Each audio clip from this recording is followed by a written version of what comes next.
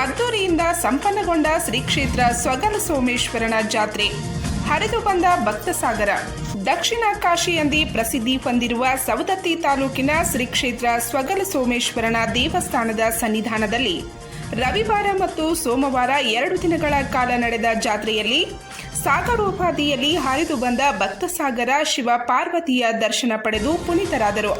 ಶ್ರೀ ಕ್ಷೇತ್ರದಲ್ಲಿ ಧುಮುಕುತ್ತಿರುವ ಜಲಪಾತದಲ್ಲಿ ಎಳ್ಳು ಅರಿಶಿನ ಮೈಗೆ ಹಚ್ಚಿಕೊಂಡು ಸ್ನಾನ ಮಾಡಿದ ಕರ್ನಾಟಕ ಮತ್ತು ಹೊರ ರಾಜ್ಯಗಳ ಲಕ್ಷಾಂತರ ಭಕ್ತರು ಶಿವ ಪಾರ್ವತಿಯರ ದರ್ಶನ ಪಡೆದು ಪುನೀತರಾದರು.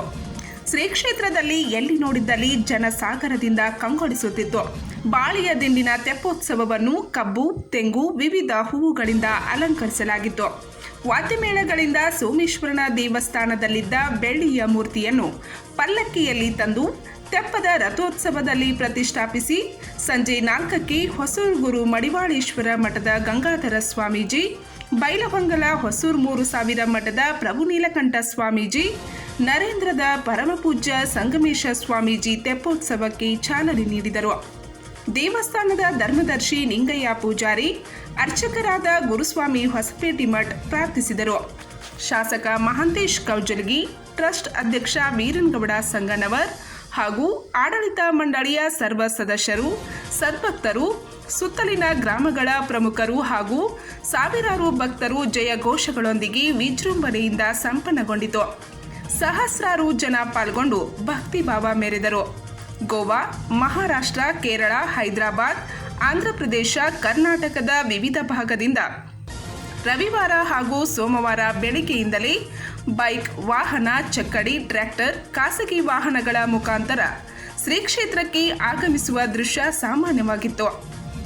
ಬೆಟ್ಟದಲ್ಲಿ ಕುಳಿತು ಭಕ್ತರು ಪುಣ್ಯ ಸ್ನಾನ ಮಾಡಿ ಕುಟುಂಬದ ಸದಸ್ಯರು ಒಟ್ಟಿಗೆ ಕುಳಿತು ಸಿಹಿ ಅಡುಗೆ, ಎಳ್ಳು ಹಚ್ಚಿದ ಸಜ್ಜೆ ರೊಟ್ಟಿ, ಚಪಾತಿ, ಶೇಂಗಾ, ಗುರೆಳ್ಳು ಚಟ್ನಿ, ಬಾಣ, ಮೊಸರನ್ನ, ಗಜ್ಜರಿ ಚಟ್ನಿ, ಸಿಹಿ ಮಾದುಲಿ, ಬಾಳೆಹಣ್ಣು, ವಿವಿಧ ಭಕ್ತ ಭೋಜನದೊಂದಿಗೆ ದೇವರಿಗೆ ಜಲಧಾರೆಗಳಿಗೆ ಪೂಜಿಸಿ ನೈವೇದ್ಯ ಸಲ್ಲಿಸಿ ರಸಭೂರಿ ಭೋಜನ ಸವಿದು ಹಸಿರು ಪ್ರಕೃತಿಯಲ್ಲಿ ಸಂಚರಿಸುವ ಮೂಲಕ ಎಳ್ಳು ಬೆಲ್ಲ ವಿನಿಮಯ ಮಾಡಿಕೊಂಡು ನಾವು ನೀವು ಎಳ್ಳು ಬೆಲ್ಲದಂಗ ಇರೋಣ ಎಂದು ಕುಶಲೋಪರಿ ಹಂಚಿಕೊಂಡು ಮಕರ ಸಂಕ್ರಮಣ ಆಚರಿಸಿದರು.